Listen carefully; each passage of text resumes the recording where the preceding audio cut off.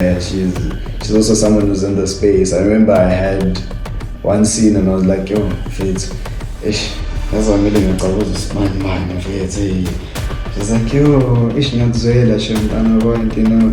But it's something that we both understand, you know.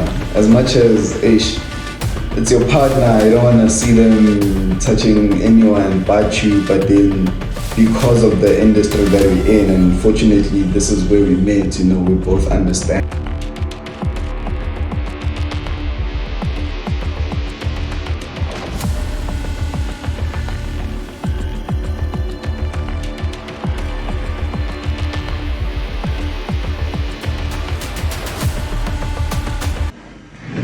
Hi, my name is Khayalethu Xaba. I am from Katlehong. It's it.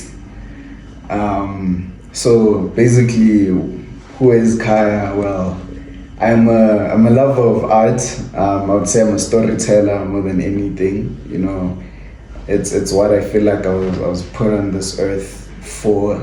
You know, I feel like every one of us has like a mission in life, you know, and I feel like that's one of my callings. And yeah, man, I grew up my whole life in Katlehong, went to schools in Alberton, from Alberton Primary to Parkland High, and then I didn't do tertiary. Fortunately, I don't know who's listening. I'll say unfortunately, you know, to inspire the kids to go to school, but for me, fortunately, because school would have killed me. I won't lie. So I started my journey in 2016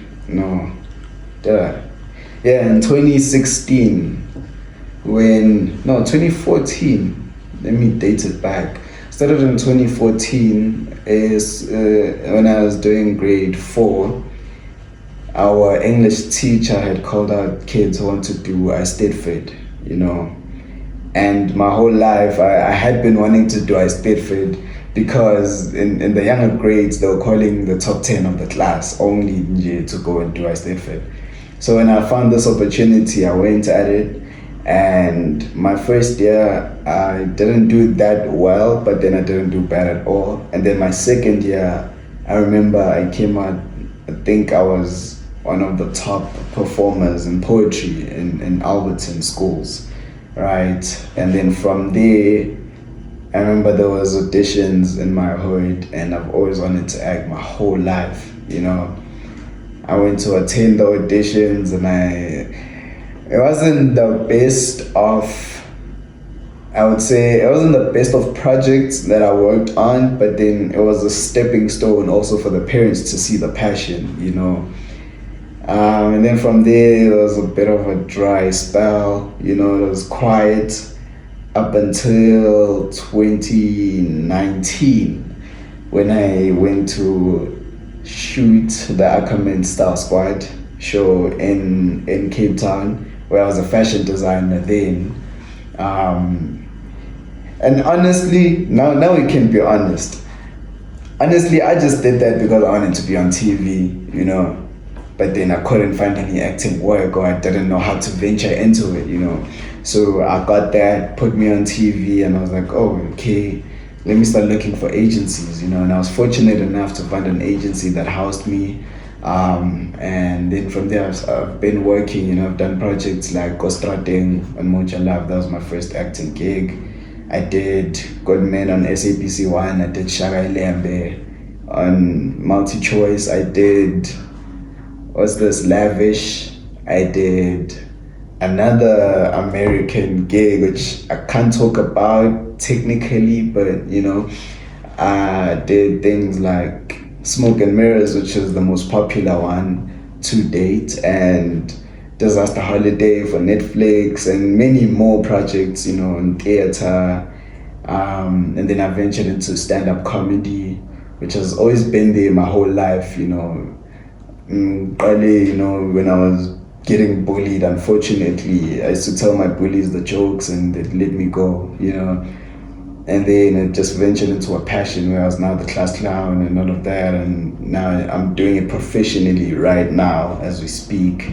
And yeah, many more works that are still coming, Also there's, the production side of things where I do professional conceptual photography for my brand Xaba. And yeah, I don't want to spill the beans right now, but there's many more that's coming. And basically where I'm trying to get with this, I'm not bragging. I'm just trying to highlight my journey as a dreamer, first of all. I'm someone who never limits myself when it comes to dreaming, when it comes to manifesting the journey ahead, in terms of where you want to see yourself, or what's the next big thing for Khayalethu. I'm someone who's always known what I want, or who's always known where I want to be, and it's, unfortunately enough, I'm someone who's very stern on my faith, and I believe, in the power of the tongue. The Bible does say, the tongue has the power to move mountains, and I believe that whatever I speak into my life, and I've seen it, every single thing that I speak into my life, it actually comes to pass. Like literally, I have testimonies, of stuff that I've spoken into existence. An example is when I was doing grade 12. When I was doing grade 12, I remember getting my marks for my business studies. And I'm not blaming the teacher or the test, I'm blaming myself. I didn't study for that. And I think I was like 46 out of 150. Yeah. And I was like, you know what? I don't care about this. Next day I'm gonna be a huge actor, And I literally, I remember one of my prayers, I did say, God, can I be on at least like a telenovela? And back then the popular ones were like Gomorrah, Skim Sam, not Smoke and Mirrors, Generations. And I was like, if I land maybe a job here for 3 years, I'm good, and then I can start with my career. And then when I graduated high school, literally in January, a new telenovela came up by the name of Smoke and Mirrors, and literally for 3 years I did that. I recently just left my character. The end of the journey came to my character, but then when I was upset, it was how could they let me go? How could they write me out? And then I looked back at the journey. I was like, but then I prayed for 3 years, and this is the 3rd year, and time is up, God, you didn't ask God for 4 or 5 years, So literally the power of speaking things into existence is something that I see in my life on a daily basis, and also having faith, because even after that, now that Smoke and Mirrors was gone, I was confused. I didn't know what I was gonna do with my life. I didn't know who's gonna cast me, I was just stuck, I didn't know what I was gonna do next. But then, because I had faith in God, something in me was just relaxed, as much as there was panic, financially and all of those things. There was some sort of relaxation that also I had. And I remember close to the end days of the dry season, I kept on hearing the scripture within me that says, have the faith of a mustard seed. And you know how small a mustard seed, is, which goes to show how you don't really need to meet God halfway, God always provides as long as you have faith, and all he requires is faith that small, like the faith of a mustard seed. It's close to microscopic, honestly, So I kept on having glimpses of that, and then just randomly on a random Monday, I just got a call from my agent saying, oh, remember that you auditioned for? And even the audition, I was just not even like doing it that seriously, because I didn't think I was gonna get the role. And she was like, yeah, no, they're offering you the job. And I was like, wow. that was great. That was amazing. How faith can sustain you through a dry season, and for most people wouldn't even see that it's a dry season for you. Because of how God was sustaining me personally in my life. There was always a stream of income. There was always something that's happening. I was always busy. There were days, yes, where I was sitting at home, but then there weren't days where I was sitting long enough to be depressed about this.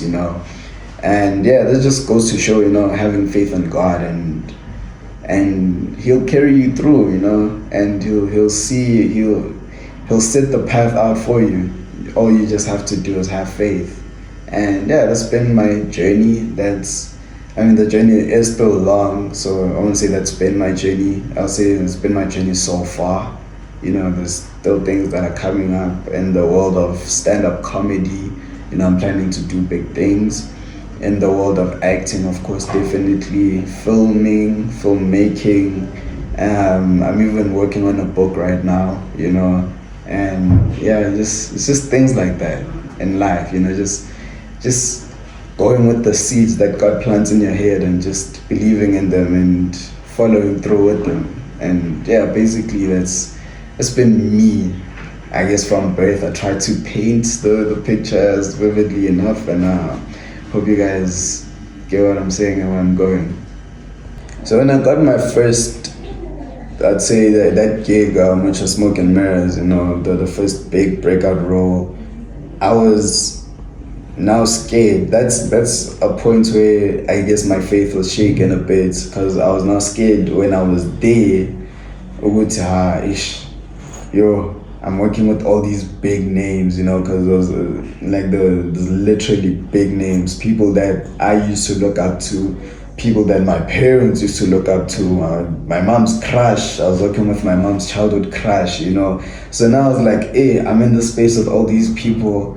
I don't deserve to be here. Okay, take me back to school, guys. It's fine. Something else, So I was in the beginning, it was scary, but then as the journey kept on going, I found that reassurance with I'm actually in the right place as things kept on happening the way they should be. Yeah. So one of the big challenges that you might face is not knowing yourself. First of all, imposter syndrome is a really, really self-destructive thing that you can have in this industry. If you're not sure about yourself, then the person who's supposed to hire you, employ you, is also not going to be sure about you. So one thing I'd advise is that, you need to go in knowing yourself. The biggest challenge is not believing in yourself and not believing in the how can I put it? Not believing in what God has planted in you, in a way, I would say. And also being spiritually strong, and that goes for whatever you believe in. Just be stern about it. Like whatever faith that you fall under, just make sure that you are stern in it, because there's a lot of spirits, there's a lot of spirits that people carry around, and it's easy to get thrown off or get influenced, by secondhand spirits, and that's not good for a person who's new in an industry. And that goes for every industry. I don't think it's for the acting industry only, but then every space that you walk into, every workspace, be it corporate or arts, there's different people who come with different things, so just make sure that you're rooted and you're stern in whatever you believe in. So the person who's always been there, I wouldn't say there's a person who's always been there for me besides my agents, my managers. There are people who are they're very good at what they do, they back me up. I remember when I was having that imposter syndrome, I used to call them daily, yo, guys, feel like I was on recast, are they gonna get a different person? I don't think I'm good enough. They even went to extents where they found me acting coaches when I felt like I couldn't, So yeah, I'd say my agents, but then Honestly speaking, in terms of someone who's there every day, I don't think necessarily there was anyone, and I don't want people to also to expect that, because you then become lazy when you look forward to having like a mentor, someone who's gonna stand with you and guide you through this. It's a very like you reap what you sow type of industry. So if you're not hungry for it, no one is gonna be hungry for you. So you need to make sure that you are hungry enough to want to progress for yourself and not to make it for yourself. And then I'm sorry, I forgot the second question. What has kept me going? And then what has kept me going throughout is, at first it was my dream. It's been a childhood dream to be on TV, to do all of these things. But then now that I was living the dream, and I just found myself with this newfound responsibility and passion, which was to talk to the kids, which was to be, in a way I'd say like it now became a ministry instead of like a job. I feel like as a storyteller, I have an obligation to bring healing to the ones who are heartbroken, to deliver a message of hope, to the aspiring artists, and the kids, just I feel like the characters that they make me play usually are young black boys, and I feel like I have an obligation to talk to them and also talk for them, so yeah, now it's not even a thing of actor ngoba ngiyafuna. It's a thing of actor because I'm a vessel of hope and I'm a vessel of healing, and a storyteller more than anything. Funny thing about my journey, like every single actor that I've looked forward to working with, I've worked with, like in Dana, when I was starting to become conscious of this art, I used to see Charlie a lot, and then literally I'd say my first big role, which was Lavish, ngasebenza naye Charlie, and closely so because he was my father, and there wasn't a thing of don't meet your heroes, because I met my hero and he embraced me as an actual son, and to this day we still have that relationship. And then when I was in high school, I looked up to Uzolisa Kalova, and then for my breakthrough role, I met him on Smoke and Mirrors, and he was playing. Later on in the story, became my stepfather, and also him. He was excited. And I was like, why are you juggling me? Because I'm no one and you're him, But then it then transitioned to. Wow, I can talk about these two guys. But there's these two guys that, and then I started seeing in the industry, I'm like and I was like, hey, one day, bro, if I can work with these two guys. And literally last year, November, worked with the first one, and then right now on something that is gonna be upcoming, I'm working closely with the second one, and man, it's just great. So at the moment, actor I would wish to work with, seeing that whenever I wish to work with someone in I used to work with Kevin Hart and Jamie Foxx's, can't wait to meet them on set. Yeah. So how do you maintain the life outside, your reality life, Sure. that you live, and the casting? I mean, how does it impact you? Sure. I mean, it's first of all understanding that what I'm doing, I'm not doing it for the fame, or I'm not doing it to be a celebrity, I'm doing it because it is a calling. Like I strictly believe that I'm called to tell these stories and bring these, types of healing to people. So it goes to that scripture in Matthew that says, the Pharisees who pray in front of synagogues and churches and call out scriptures out in public, their reward is exactly that, which means they're not doing it from a place of truth, but then they're doing it ukuthi babone, and I'm honestly not doing it for that, you know. I'm genuinely doing it for what God's purpose is, which is to talk for the kids and to the kids, you know. So yeah, I'm really fame. So it's not a challenge to maintain my personal life.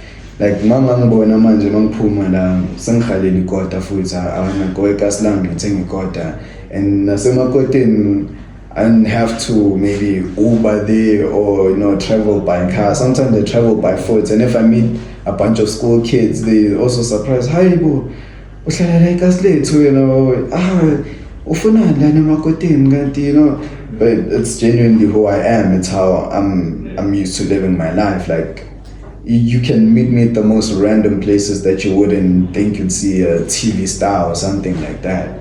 So maintaining my life is not hard. It's just hard because of the perception from people. They expect me to behave a certain way, which is, I'm only celebrating, you know, from my perspective. Yeah.